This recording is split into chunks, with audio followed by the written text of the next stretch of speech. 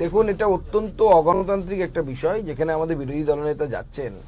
নির্বাচন কমিশনে যে কোনো কাজে বিরোধী দলনেতাকে যেতে হয়, বা যে কোনো রাজনৈতিক দলের নেতাদেরকে যেতে হয়।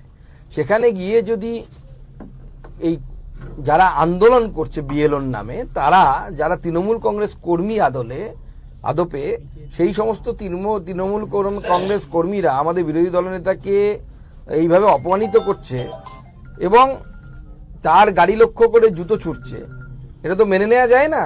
সেদিন আমাদের কর্মীরা একটু দেখিয়েছিল তো আমাদের কর্মীদের দম কত, পুলিশ তো তখন বাঁচাতে চলে গেল। তো আমরা চাইলে অনেক কিছু করতে পারি।